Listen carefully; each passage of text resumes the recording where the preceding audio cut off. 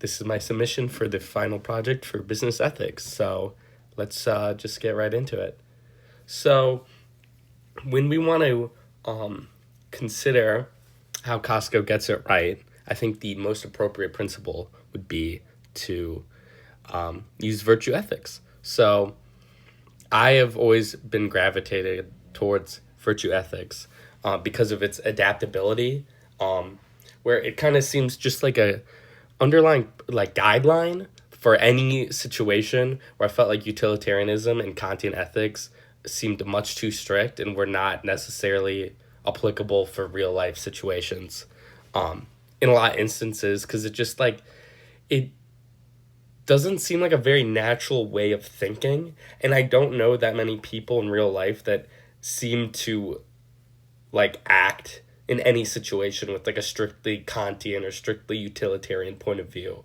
Um, it seems something that works better in practice than in reality, where reality can get messy, it's muddled. Um, it seems like the best way to go about things is to just have trying to keep some good virtues in balance, without overstepping one way or the other. So we will examine how Costco gets this right, with some counterpoints of how they've overstepped in the past. But generally, I believe that in the modern American corporate sphere, they are one of the most virtuous companies out there today. So let's see, what virtues does Costco hold? According to themselves, their motto, if you look at their mission statement and vision page, is do the right thing, which is comically vague. But they emphasize and they actually give us a little more meat of what this means to them when they say respecting our differences, contributing to the community, and caring for the environment. So we will definitely get into what these means. But it is three concrete areas where they seem to keep some core values in mind. They take care of their employees. They've committed to DEI, and they are big into sustainability. So the virtues that I would like to keep in mind during this exercise are honesty and loyalty, and how they relate to these three components of Costco's, corporate policies and governance.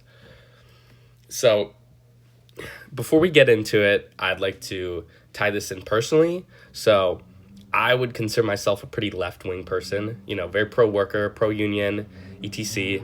To the point where I have trouble finding most corporations to be acting completely ethically, because a large part of me thinks that to maximize profit and to run a successful business inherently means not acting in an ethical manner, and that capitalism kind of runs contrary to being moral or ethical.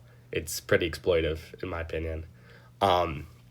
You know, a lot of companies, and we'll point out some competitors through this exercise, are exploiting the surplus labor of workers. They're acting out of balance in their virtues to maximize profit margins. And it feels like more and more corporations have eschewed authentic and honest behavior in favor of appeasing shareholders.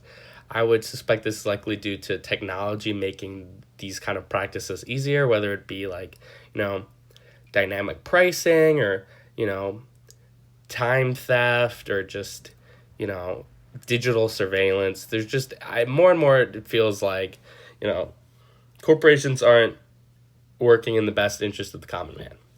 And what initially attracted me to Costco for this project is that they, as we'll come to see very shortly, have very fantastic benefits and respect for their employees. So Costco has a great culture of loyalty, one of the virtues we're considering, to their workers. Costco likes to parade it all around their messaging. So it's not purely a benevolent action, but it is definitely a business strategy. Employees are regularly compensated for over $32 an hour, while first-time employees start around $20 an hour. They have not been known, Costco corporate has not been known to engage in union busting practices at their stores either. And this kind of commitment and respect for the workers' material conditions is really admirable, and you see it with the kind of loyalty Costco employees return to them. Whenever I go to Costco, I commonly see, because their name tags show how long they've been working there, and more often than not, they've been workers at Costco for 15, 20 years. And that kind of commitment, it can only be built through actually material differences from other firms instead of just lip service. This also shown as the CEO is only paid a little over $1 million a year, which is magnitudes lower than similar corporations whose employees are compensated many, many millions over a year. So, as I alluded to earlier, this is not purely just because they're nice, but because that they believe that compensating their workers will lead to a better environment for consumers and a better product at their stores. So, paying your employees well is not only the right thing to do, but it makes for good business. He credits the high wages for increased worker productivity, saying that you get what you pay for. It makes sense, but kind of shocking how little firms believe in this anymore, when it kind of used to be the custom. So, and for our next category, we're going to look at sustainability and how the virtue of honesty compares to it. So, for the top line, this is from their sustainability page. For Costco to thrive, the world must thrive. We're all committed to doing our part. And Costco also likes to commit to connect how the climate crisis will negatively harm both customers and employees, and not just their business, which I think is a nice detail as well. This is also not just lip service, which I believe is where the virtue of honesty comes in, is that Costco really tries to embody the what initiatives they're rolling out instead of just having it on some blog post or press release and then actually having exploitive business practices. I honestly believe that their on-the-ground business practices are pretty good. They have green energy emphasis on transportation and packaging. They're trying to follow UN guidelines and sustainability and, sharing the world for a common future. Kirkland signature products all use cardboard and sustainable materials. There's no styrofoam in the store. And they do really good about reducing waste and stuff like that. Where sustainability is not one component of their business model, but rather, it's an underlying factor in every business decision they make. So,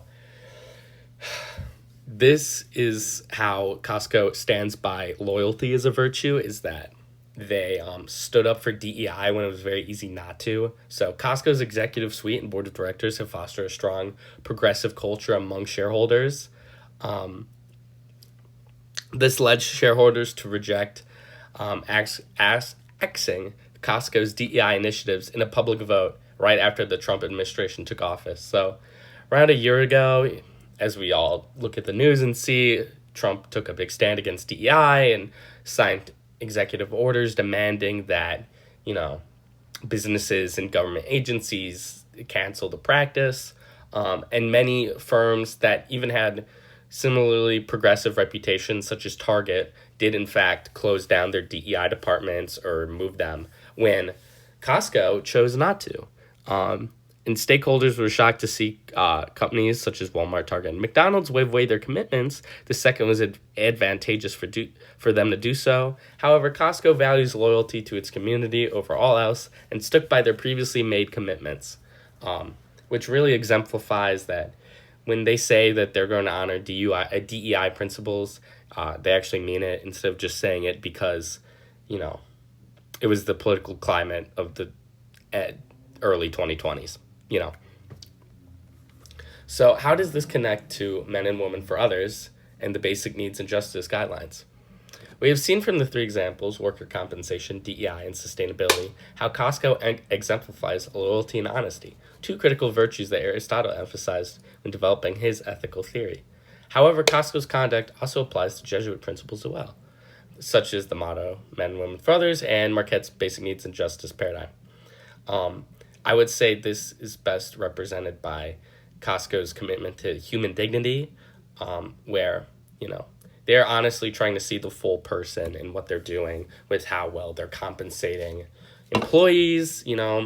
giving them great health insurance benefits, vision, dental, all that, sick leave, maternity leave, where they're not just like basically cattle that companies like Walmart or whoever they bring in and out and fire unexpectedly.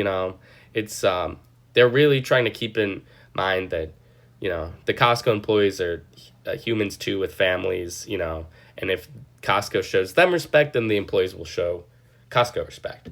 So yeah, it is kind of nice, and it is how Jesuit teachings tell us to act. Basically, is that holding this common decency and respect for each other is like a critical component to making the earth a better place for everyone to live. And finally, for our counterpoint, we've talked a lot about how Costco has done the right thing with keeping virtues in balance, but I kind of saw a personal anecdote as being relevant here for how sometimes these virtues can fall out of line. So we're going to take Costco's held virtue of honesty as we established. And, well, Costco operates on a membership model as, I feel like is generally well known. Is this helps subsidize their low prices and generous compensation for workers. You pay about $100 a year, I think, and to get access to Costco stores. However, it was always a human worker, greeting you with a smile and checking your ID or just waving you in. It felt like a very casual thing. They weren't super restrictive. Like you could definitely sneak in, which I think is like, it's one of those things with virtue ethics where it's like, the ambiguity helps, where it's like Kantian ethics, you would never sneak in. It's wrong to trespass, right? But it's like, if you're trying to just pop in, you don't have the family membership card or whatever, you want to get a sweet treat or just something really quick, you could often, slip in pretty easily or a Costco employee would pay you no mind if you're just quickly in and out of the store. But I think that Costco corporate felt like this culture had gone too far and they've mandated membership scanners while the employees just watch you and you have to scan, and it's much more regimented and less free flowing. And there's more of a restrictive atmosphere when you're walking in the store. That kind of is a little more off-putting than what it used to be. So yeah, and it's like Costco taking their value of honesty too far, where it's like you have to have a membership card. This is going to be very strictly enforced, and it leads to a negative experience for both employees and customers. But what are you gonna do? They've done pretty well. So yeah, that's it. Thank you for listening. I try to hit all the major points and how this tie together and why I think Costco did it right. Yeah, I would support shopping at Costco. It is pretty affordable even if there is a membership, I would say, because the deals are insane. I would say my runner-up for a company that acts ethically is Ben & Jerry's, because the founders are very outspoken for social causes such as Palestine and stuff like that, which I really appreciate. So thank you, and have a nice winter.